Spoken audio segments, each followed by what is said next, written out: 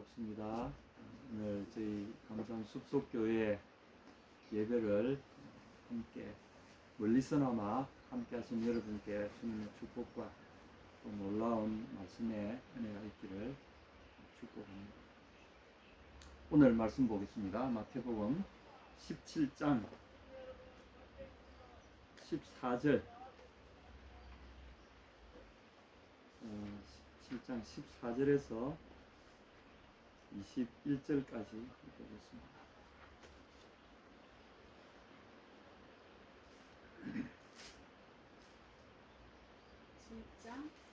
마태복음 17장 14절에서 21절까지 찾으셨습니까?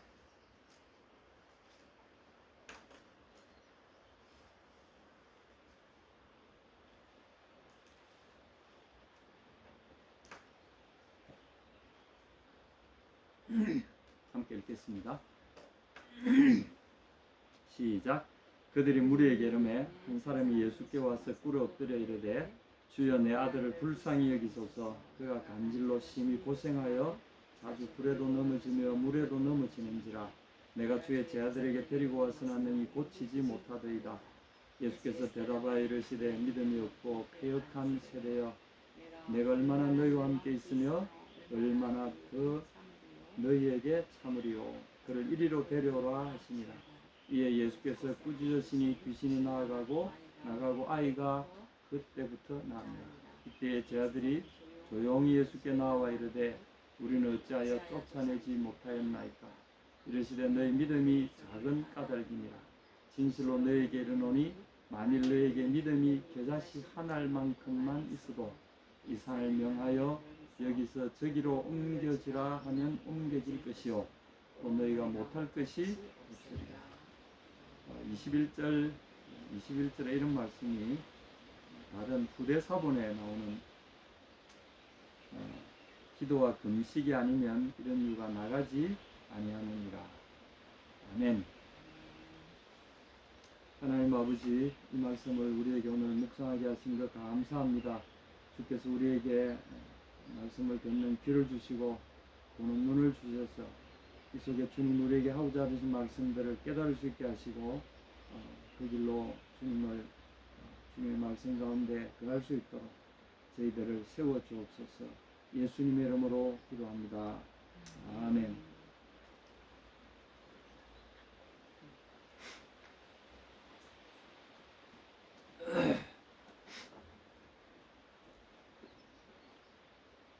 이 구절은 우리가 잘 아시는 대로 간질병 걸린, 요새 말하면 이제 병명이 뇌전증이라고 그러죠. 뇌의 신경계통이 요새 이제 의학적인 용어로 말하면 이 뇌전증이라는 게 뇌의 전기회로가 합선을 일으키거나 문제를 일으켜가지고 우리의 몸의 정상적인 기능이 제대로 작동하지 않는, 오작동하는 이제 그런 질병입니다.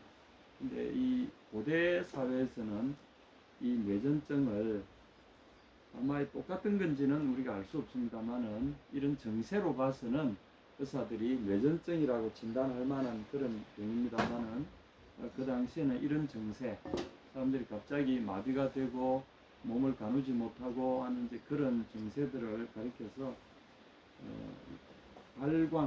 질환발광증이라고 그렇게 했어요. 우리가 요즘에는 좀 비속어로도 이런 말을 쓰지만 사실은 이 질환이라든지 발광이라든지 이런 말들이 이 병에 대한 증세를 가리키는 말이죠.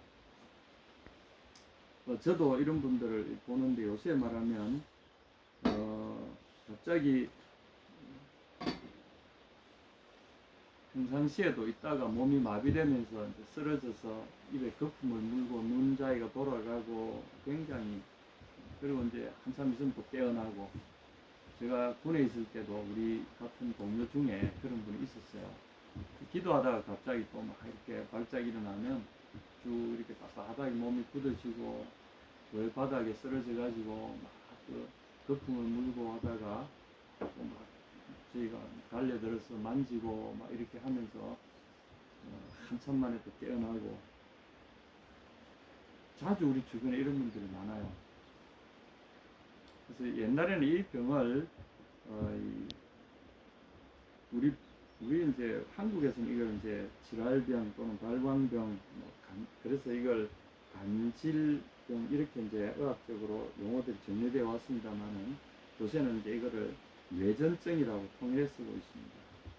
그러나 이제 그리스 사람들은 이것을 달과 관련이 있는 병으로 이렇게 봤어요. 달은 상당히 인간의 운명이라든가 뭐 이런 걸 주관하는 건데 이 발작한다는 말을 셀레니아 제타이라 그래서 달의 영향을 받다 이런 말로 씁니다. 셀레니아 제타이. 셀렌이란 말이 달입니다. 그래서 달이 이렇게 움직임에 따라서 사람들이 특별히 영향을 줘가지고 이게 무슨 요술을 일으키거나 아주 그 사람들에게 안 좋은 어떤 기운을 불러일으킨다 이런 속설들이 민중에 많이 퍼져 있는 거죠. 그래서 이거 이제 달의 영향을 받는다. 이것은 보이지 않는 영적인 세력에 대한 두려움에서 나온 그런 표현이기도 하고요. 실제로 이 달과 관련해서 뭐 여러 가지 각 나라마다 전설들이 많지 않습니까? 보면 그렇게 밝고 즐거운 전설들이 아니고 음흉한 뭐 그런 스산하고 뭐 귀신이 튀어나올 것 같은 그런 전설들이 참 많습니다. 어쨌거나 이 달의 영향을 받아서 사람이 이렇게 되어진다 이렇게 표현했습니다. 이 아버지도 이렇게 간질로 심히 고생하여 이렇게 우리는 번역이 되어 있지만 이 원문에는 번역을 저는 이렇게 하고 싶어요. 저는 달의 영향을 받아서 심히 고생하고 아주 악한 고통을 당하고 있습니다. 이렇게 달의 영향을 받아서 그래서 이전에는 이런 이제 달의 영향을 받는다는 이 말 표현을 알아듣기를 관용적인 표현으로 알아듣기를 그냥 아주 갑자기 막 그 발작 증세를 일으킨다 이런 식으로 아마 도와드렸습니다. 그래서 이제 그 발작 증세를 자세하게 설명하고 있죠. 근데 그 사람이 이렇게 하는데 내가 주의 제자들에게 데리고 와서는 능히 고치지 못하더이다. 주님이 안 계실 때 아마 그 제 아들에게로 이렇게 사사로이 데리고 온 것 같아요. 급하니까. 예수님이 이제 17절, 오늘 저희가 나누고자 하는 말씀은 17절입니다. 이런 참 절망적인 상황. 요즘에는 뇌전증이 좋은 약물도 있고, 또 여러 가지 신경계통에 대한 진단 장비들이 발달해 있어서 원인과 치료에 대해서 상당히 접근해 있습니다. 그리고 어지간하면 다 낫습니다. 제 주위에도 그런 어려움을 겪다 치유된 분들도 봅니다만은 요즘 같으면 그렇게 심각하지 않을 수도 있습니다. 그러나 이 병자와 그 가족들에게는 참 고통스럽습니다. 다리가 부러졌거나 뭐 팔이 어디 좀 잠깐 찢어졌거나 깨어졌거나 이건 쉬워요. 그러나 특별히 이 신경계통에 이런 원인도 알 수 없고 방법도 찾아내지 못하는 이런 경우에 굉장히 절망스럽죠. 얼마나 절망스러웠으면 이 구절이 마태복음에만 있는 게 아니라 누가복음인데 다 기록이 되어 있죠. 굉장히 절망스럽습니다. 그래서 거기에 보면 주여 뭐든지 할 수 있으면 뭐라도 좀 해주세요. 이렇게 할 수 있다면 뭐라도 좀 해주세요. 이렇게 예수님께 간증을 하지 않습니까? 할 수 있으면 뭐라도 좀 해주세요. 이 사람 너무 절망적입니다. 그때 예수님이 할 수 있거든이 무슨 말이냐? 믿는 자에게 넘지 못한 일이 없다. 이렇게 말씀하셨는데 우리가 그 말씀을 잘 인용합니다만은 할 수 있거든이 무슨 말이냐? 그거를 우리가 가볍게 들으면 이래 됩니다. 할 수 있거든, 뭐야 할 수 있거든 그딴 소리 하느냐? 이렇게 알아듣기 쉽지만 그 구절을 지나치게 많이 쓰기 때문에 우리가 이제 자꾸 그렇게 하지만 이 사람의 이 사정을 우리가 가만히 생각해 보면 가볍게 그렇게 우리가 할 수 있거니 뭔 말을 이렇게 말할 수 없어요.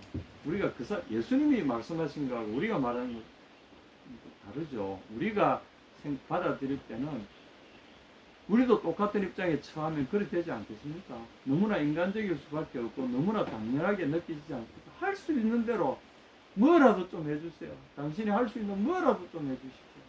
누구든 그러지 않겠습니까? 공감이 안 가는 것이 전혀 아니지 않습니까? 근데 예수님의 대답은 다르다는 것을 오늘 이 시간에 우리가 좀 생각할 필요가 있습니다. 17절에 우선 보시게 되면 오늘 제가 말씀의 핵심으로 보고 있는 이 말씀은 17절에 들어있습니다. 17절에 보면 예수님이 대답하시는 말씀이 우리 번역본은 조금 이게 드라이하게 되어 있습니다만은 오 게니아 아피스토스 오라고 시작하십니다. 오라는 말은 그리스 사람들이 쓰는 단식의 표현은 뭐 동서양을 막론하고 표현이 좀 흡사한 것 같아요. 또는 오 이렇게 표현하는 것은 그래서 이 번역은 안 되어 있습니다만 오라고 하는 이 단식이 번역에 빠져 있어요. 이렇게 번역하면은 비교적 의미가 좀 통할 것 같습니다. 예수님이 그 사람의 이 이야기를 들으시고 첫 번째 이 말씀이 하는 이 참 슬픈 단식이었어요. 근데 현대 히브리어로 보면 이것도 역시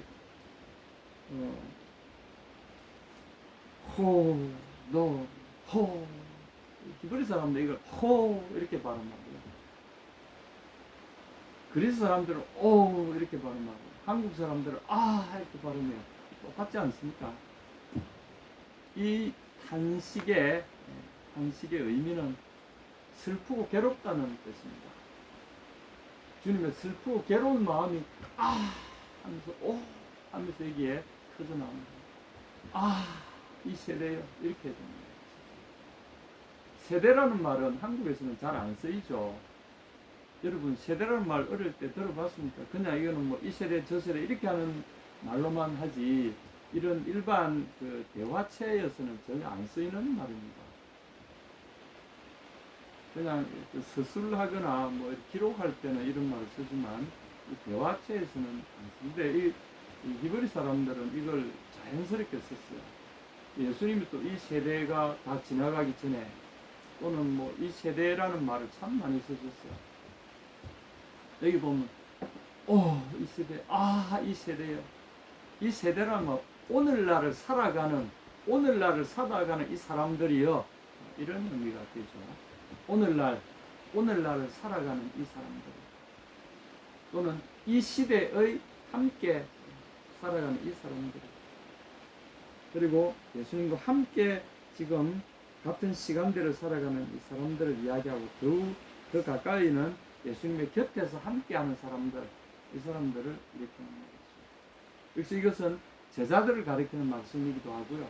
또 제자들을 주위에 또 예수님을 따라다니는 여러 사람들, 군중들, 특별히 예수님을 가까이 예수님의 그 기적과 말씀들을 듣고 배우면서 계속 함께 왔던 사람들, 그 사람들, 또 조금 더 나가면 이스라엘 전체를 가리키는 그런 말씀도 되겠죠. 예수님의 첫 번째 탄식이 그렇습니다. 탄식으로 시작되는 슬프다 이 세대여 이렇게 시작했습니다. 요 번역에는 쏙 빠져 있으니까 좀 드라이하죠. 이 세대여. 그리고 이 세대를 설명하는 말씀이 뒤에 나옵니다. 아피스토스 카이 디에스트라 스트람메네 디아스트람메네 두 가지인데 하나는 아피스토스 아는 낫이라는 뜻이고요. 피스토스는 faith라는 뜻입니다. 믿음이 없다 이런 뜻이죠. 믿음이 없는 세대요. 그 다음에는 또 이 디에스트람메네라는 말은 디아스트레포라는 말에서 나왔습니다. 이게 뭐 길에서 벗어나다 또는 디아라는 말은 이 분리를 뜻하는 그런 의미를 가진 단어입니다만 이것이 동사의 어떤 동사라인데 붙으면 철저하게 또는 원래 어떤 포지션에서 장소에서 다른 데로 이렇게 삐뚤어지게 한다든가 왜곡되어진다든가 이탈되어진다 이런 의미를 나타내는 말입니다. 그래서 그냥 단어를 그대로 이렇게 해석을 하면 왜곡시키다, 삐뚤어지다, 뒤엎어버리다, 탈선하다. 그래서 이걸 영적으로 또는 도덕적으로 영역까지 확장시키게 되면 이제 죄를 짓다, 거역하다, 거스리다 뭐 이런 것까지 뜻이 발전하는 말이죠. 그러니까 이 뜻이 뭔가 하면 믿음이 없고 우리는 이 퇴역하다 이 말이다. 아주 못돼 먹었다 이 말 아닙니까? 거스르고 못돼 먹었다 이 말인데 여기서는 이제 제자를 향해서 이 못돼 먹은 놈들 타락하고 못돼 먹은 이런 말을 좀 심하잖아요. 타락하고 못돼 먹은 놈들, 몹쓸 놈들 이렇게 이게 욕설이잖아요. 이렇게 해석하면 그죠? 여기서는 그것보다는 벗어나 있는 이런 정도로 해석하는 게 좋습니다. 그러니까 믿음이었고 여기 이제 믿음이란 말은 우리가 지금 생각하는 서로를 향한 믿음 이 정도가 아니고요. 이 믿음은 어떤 특별한 관계 속에 있는 사람들이 공유하는 서로를 향한 헌신적인 마음가짐 그런 겁니다. 예를 들면 뭐 우리가 그 군신 우리나라 그 상강오륜에 보면 그런 게 있잖아요. 상강오륜이라는 건 세 가지 강령과 5가지 윤리를 정의한 거 아닙니까? 상강오륜 이런 강령과 윤리가 왜 존재하냐면 특수 관계를 결속해주는 어떤 원칙 같은 걸 말하는 거잖아요. 그게 어떤 군신관계, 부자관계, 부부관계 뭐 이런 특별한 관계들이 거기에 언급되지 않습니다. 특별한 관계를 규정짓는 특별한 어떤 윤리, 도덕 또는 어떤 룰, 법칙을 이야기하는 거죠. 근데 그 법칙을 지키는 것을 여기서 믿음이라고 이야기합니다. 이것은 어떤 특별한 관계, 다시 말하면 하나님과 그 백성과의 관계, 언약의 관계잖아요. 이스라엘의 하나님과 이스라엘 백성의 관계는 언약의 관계입니다. 뭐 영어로 우리가 카버넌트 이야기하지만 이 베리트라고 하는 언약의 관계입니다. 히브리 말로 베리트란 말은 이 맹세죠. 맹세는 어떻게 하는가 하면 동물을 죽여서 맹세를 합니다. 죽이고 그리고 그걸 딱 갈라서 다시 말해서 그 죽음으로써 이 언약이 깨뜨려지는 순간에 누구든지 언약을 깨뜨리면 이 동물과 이 희생 제물과 같이 죽는다 하고 생명을 걸고 우리의 이 관계를 이 맹약을 깨뜨리지 않겠노라 라고 하는 이 맹약 속에서 이루어진 관계, 그게 이제 베리트고 맹세고 언약이죠. 이스라엘과 하나님은 그런 관계 속에서 이루어졌어요. 그러므로 한쪽이 그 언약을 깨뜨릴 때는 심각한 결과를 초래하는 거죠. 목숨을 담보로 한 거니까. 여기에 이제 믿음이 없다 이 말은, 이 믿음은 사실은 서로를 향한 가장 근접한 번역 중에 하나가 일편단심이라는 말이 있어요. 우리 이 동양권에서 일편단심, 한 조각의 붉은 마음, 당신을 향하여 우리 서로가 품은 우리가 우리 서로를 향하여 가진 일편단심, 한 조각의 붉은 마음, 이 마음은 절대로 변할 수 없어. 이렇게 할 때 일편단심 뭐 이렇게 우리가 사용하지 않습니까? 부부관계라든가 가족관계, 형제관계 또는 깊은 어떤 신뢰를 나눠야 될 동지관계 뭐 이럴 때 우리는 일편단심을 이야기합니다. 여기 바로 일편단심을 믿음이란 말로 표현했다고 합니다. 이게 이제 에무나 아멘. 여러분 교회 나오시면 처음 배우시는 말씀이 아멘 하는 아멘 있죠. 믿습니까? 이러면은 뭐라 그럽니까? 아멘. 한번 해보시죠. 믿습니까? 아멘 이렇게 하잖아요. 이 아멘에서 나온 말입니다. 참으로 진실로 이런 말인데 이게 명사형이 에무나, 진실 또는 믿음, 진리 이런 뜻으로 쓰입니다. 이것은 내 마음에 모든 걸 담아서 굳게 붙드는, 우리가 이제 아멘 할 때 그 마음가짐, 이거를 어떤 누구를 향한 아멘입니까? 하나님을 향한 내 마음의 태도는 아멘입니다. 일편단심입니다. 에무나입니다. 그래서 이 하나님을 향한 일편단심이 없는 너희들이 이런 뜻입니다. 부부 같으면 한번 부부의 예를 맺었으면 평생 죽을 때까지 서로를 향해서 이런 일편단심을 변하지 맙시다 하고 우리가 맹세하고 결혼하지 않습니까? 역시 이게 아멘입니다. 예수님이 제 아들에게 제일 다른 거는 뭐 그렇게 크게 꾸짖거나 하신 적 없어요. 너희가 왜 그렇게 연약하냐 또는 뭐 너희가 왜 그렇게 지혜가 없느냐 이런 거 절 안 꾸짖으셨어요.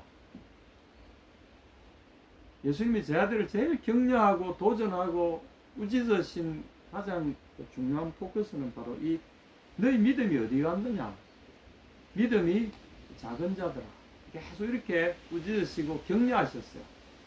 왜냐하면 믿음을 키우라. 그 믿음이 우리가 말하는 믿습니다 단순히 그게 아니에요. 하나님을 향한 일편단심이죠. 다시 말해서 예수님을 향한 일편단심이고 예수님을 알아보고 그리고 예수님과 맺은 그 맹약 속에 이루어진 그들의 마음의 크기를 나타내는 말이기도 합니다.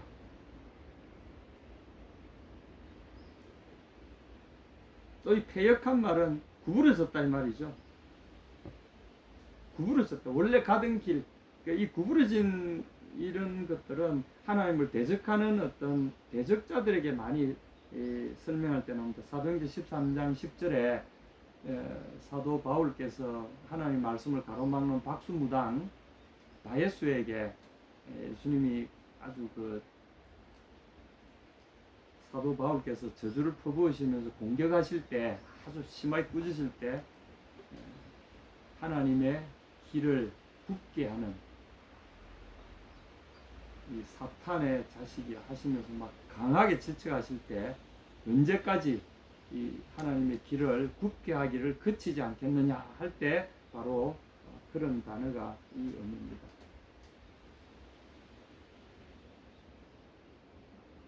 그래서 여기도 보면 이 패역하다, 굽어졌다. 이 굽어진 길이란 말은 인생의 길 또는 우리 마음의 가리라고 정해놓은 우리 마음속에 있는 마음가짐을 말하는 거죠. 하나님을 향한 마음가짐 또는 내가 추구하는 가치에 대한 마음가짐 이런 걸 우리 마음속에 있는 길이라고 합니다. 그래서 세례 요한이 너희 마음에 왕이 임하신다. 그러므로 왕이 오실 길을 곧게 해라. 삐뚤어진 길들 바로하고 무너진 것을 수부하고 낮춰진 것을 높이고 높은 것은 깎아내고 해서 평탄하게 해서 왕이 오실 길을 너희 마음에 시온의 대로 곧 왕의 대로를 너희 마음에 만들어라 이렇게 하지 않습니까? 그런데 이 마음에 하나님을 향한 이 마음의 길이 지금 구부러져 있다는 거죠.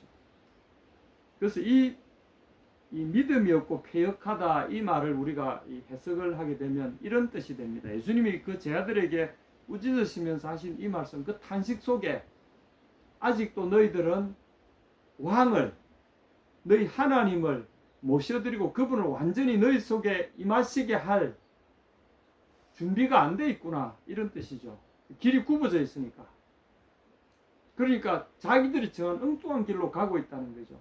왕이 임하시는 그 길에 왕을 모셔드리고 왕과 함께 왕의 대로를 행하는 길을 내 마음에 두었더라면 왕이 행하시는 길로 왕처럼 왕과 함께 행할 수 있는데도 불구하고 아직도 그걸 만들지 못했구나 이런 뜻이 여기에 숨어 있고요. 믿음이 없다는 말은 그런 하나님 향한 일편단심의 마음이 아직도 준비가 안 돼 있구나. 아직도 이런 것들이 안 돼 있구나. 이 두 낱말은 어떻게 보면 하나일 수 있습니다. 이들의 제자들의 상태를 설명하는 하나의 말이 하나의 뜻으로 모으자면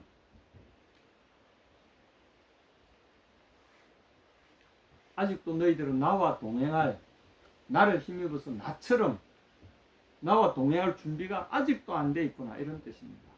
왜냐하면 그 뒤에 보시면 이런 또 말씀입니다. 내가 얼마나 너희와 함께 있으며 얼마나 너희를 참으리요. 이건 이제 또 새롭게 번역해 보면 이렇습니다. 헤오스포테 언제까지 이렇게 번역해야 됩니다. 얼마나라고 뭐 번역해도 되겠지만 언제까지 이게 정확한 번역입니다. 헤오스 뭐까지고 포테 이거는 시간입니다. 어느 때까지 내가 너희와 함께 있을 것이며 있어야 하며 또 어느 때까지 내가 너희들을 참아낼 것인가. 여기 이제 참아낸다 이 말은 히브리 사람들이 이걸 짐을 지다라는 단어로 이렇게 표현을 했어요. 영어로 하면 forbear 이런 뜻이 이제 참아낸다, 받아주다 이런 뜻이 되고요. 원래 이 말이 가진 것은 너희가 나에게 짐이 된다 이겁니다. 언제까지 짐스러운 너희들을 내가 품고 용납하면서 기다려줘야 되는가 이런 뜻이죠. 그러니 우리가 지금 우리에게 임하신 그 분이, 그 하나님이 나와 함께 나처럼 행하자 하고 너희 마음속에 나를 받아들이고 그리고 내가 행할 길을 너희 마음속에 시온의 대로 왕의 대로를 준비해 놓고 있는 상태라면 이런 것들은 아무 문제 없이 내가 해결하는 것처럼 너희도 해결할 수 있을 텐데 아직도 너희가 그러지 못하고 있는 걸 보니 내가 언제까지 너희와 함께 있어서 내가 언제까지 너희의 짐을 지고 너희를 용납하면서 너희를 붙들고 계속 씨름을 해야 된단 말이냐. 자, 그러면 이 말씀을 한마디로 요약하면 어떻게 됩니까? 이 말씀이 갖는 의미가 뭐죠? 무슨 전제가 있습니다. 지금 내가 너희를 이제까지 이렇게 해왔다는 거죠. 내가 지금까지 너희가 이런 걸 극복할 수 있는 모든 비결과 능력을 너희에게 다 가르쳐 주었건만 아직도 그걸 못 알아차리고 그걸 아직도 누리지 못하고 아직도 이렇게 하고 있느냐, 아직도 이런 연약한 가운데 머물러 있느냐 이런 뜻이죠. 능히 고치지 못한다. 이것에 대해 주님이 탄식한 이유는 바로 이겁니다. 내가 얼마나 너희가 능히 고칠 수 있거늘 왜 이걸 못하느냐 이런 말씀이 아니겠어요.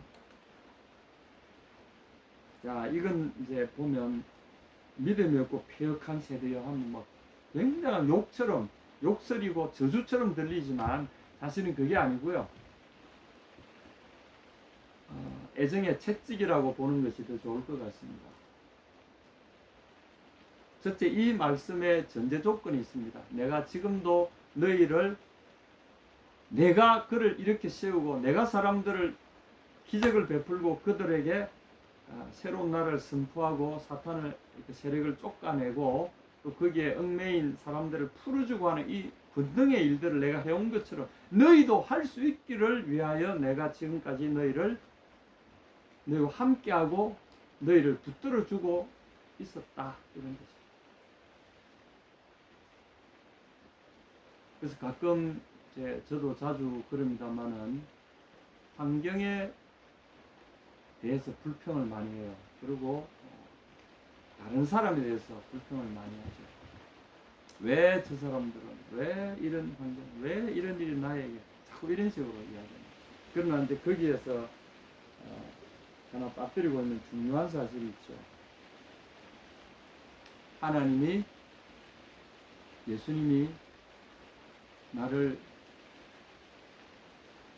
예수님이 내게 와 계시고 그리고 그분이 내 속에 무지무지하고 어마어마한 가능성과 능력을 이미 내 속에 심어 놓으셨다는 사실을 간구하고 있는 거죠. 그리고 예수님이 원하시는 것은 내가 그것을 깨어나서 그걸 깨닫고 내 속에 주신 그분의 능력과 그분의 위엄과 그분의 그 놀라운 권능을 행사하기를 주님은 기대하신다. 그래서 보면 19절에 제자들이 조용히 예수께 나와 가로되 우리는 어찌하여 쫓아내지 못했습니까? 예수님의 대답이 너희 믿음이 작은 아들들아. 그리고 이것들은 기도와 금식 외에는 나가는 법이 없다. 기도와 금식은 전적으로 내 능력을 부인하는 거죠. 금식은 내 자신의 능력을 부인하는 거죠. 내 자신의 어떠함을 부인하는 거고요. 하나님께 내 자신을 모두 맡기는 작업입니다. 그래서 금식은 사실은 죽음을 선포하는 거잖아요. 내 스스로 나를 지탱할 만한 어떠한 양식도 먹지 않겠습니다. 이 죽음을 선포하는 거죠. 금식은 나에 대한 완전한 죽음을 선포하는 것이고 오직 살아계신 그분에게만 의지하겠다는 선포죠. 이게 기도요 금식이죠. 이런 악한 영적인 세력들은 인간의 힘으로 쫓아낼 수 있는 게 이길 수 있는 것이 아니고 그분께 내가 전적으로 의지할 때 그분이 내 속에서 왕이 내 마음에 시온의 배로 활짝 열어놓을 때 이게 기도와 금식입니다. 그리고 그분을 일편단심 내 마음속에 에무나 아멘으로 그분을 꽉 붙들 때 하나님의 능력이 내 속에 가득 채워지고 그분이 내 속에서 일하시게 되는 자유롭게 일하시게 되는 그 환경 속에서 주님은 나를 사용하신다는 뜻입니다. 그런 의미에서 우리의 믿음은 우리가 자라나는 거죠.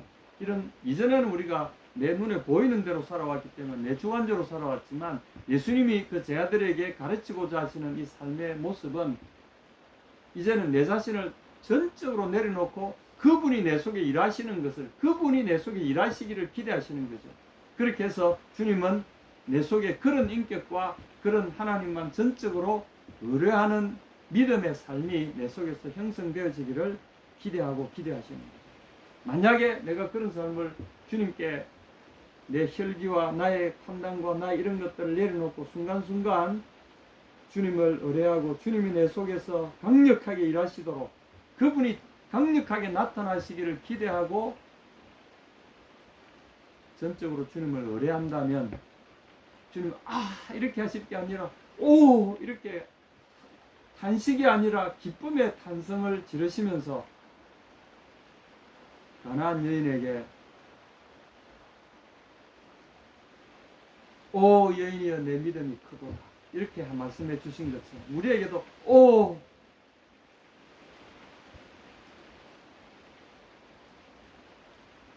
나의 제자들이여 내 믿음이 크도다 우리가 그렇게 돼야 되지 않겠습니까? 주님은 이것을 기대하고 계십니다. 한 가지 우리가 낙심할 필요가 없는 것은 주님은 바로 이 책망의 말씀 뒤에 숨어있는 행간을 우리가 읽어야 됩니다. 오 믿음이 없고 패역한 세대여 이렇게 부르신 데는 너희는 계속해서 그 상황에서 지금 그 상황에서 벗어날 수 있다. 왜냐하면 내가 지금까지 너와 함께 해오지 않았느냐.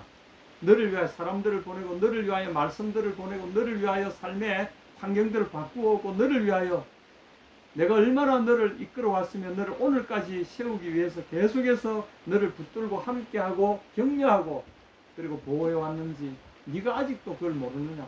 우리가 이것을 기대해야 됩니다. 그러므로 환경들을 보고 물에 넘어지고 불에 넘어지고 막 이런 환경들을 보고 내가 통제할 수 없는 환경을 가지고 불평하거나 이럴 것이 아니라 전적으로 주님께 엎드리고 기도하고 내 자신을 철저하게 주님 앞에 내려놓음으로써 주님이 내 속에서 왕성하게 힘껏 일하실 수 있는 환경을 내 속에서 계속 만들어가는 이것이야말로 주님이 기뻐하시고 그리고 그 실제로 우리가 가장 강력한 영향력을 가진 사람들로 주님의 사람들로 살아가는 방법이 주님이 우리에게 가르쳐 주신 게 이미 있습니다.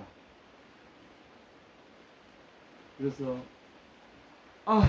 이 믿음이 없고 패역한 세대 이게 아니라 오 형제들이여 너희 믿음이 크도다 이렇게 주님 말씀하시기를 기대합니다. 여러분의 작은 믿음들 이제 싹이 나고 있는 작은 믿음들을 축복합니다. 예수님의 이름으로 축복합니다. 아멘.